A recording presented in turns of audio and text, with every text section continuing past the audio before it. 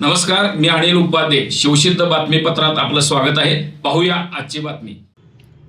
हातकणंगले तालुक्यातील चंदूर इथले दरगोंडा बसगोंडा पाटील हे सर्वसाधारण प्रवर्गातील आहेत, परंतु त्यांनी 2-2 जातीचे प्रमाणपत्र काढलेले आहेत. 2012 साली अनुसूचित जातीचा दाखला काढला आहे, तर 2022 रोजी ओबीसी तेली जातीचा दाखला काढला आहे. एकाच व्यक्तीने 2-2 जातीचे दाखले काढून प्रशासनाची फसवणूक केली आहे. त्यांनी नुकत्याच झालेल्या 2026 जिल्हा परिषद निवडणुकीमध्ये पट्टणकडोली जिल्हा परिषद मतदारसंघातून अनुसूचित जातीच्या जागेवर निवडणूक लढवली आहे व ते विजयी झाले आहेत. याबाबत हरकत घेतली असता निवडणूक अधिकाऱ्यांनी दबावापोटी त्यांचा दाखला अवैध ठरवला नाही.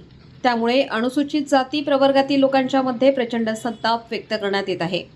याबाबत दरगोंडा बसगोंडा पाटील यांनी शासनाची आणि समाजाची फसवणूक करून अनुसूचित जातीच्या हक्कावर गदा आणल्याने यांच्यावर कारवाई करावी, अन्यथा रिपब्लिकन सेनेच्या वतीने यापेक्षा तीव्र आंदोलन छेडण्याचा इशारा निवेदनाद्वारे देण्यात आला आहे.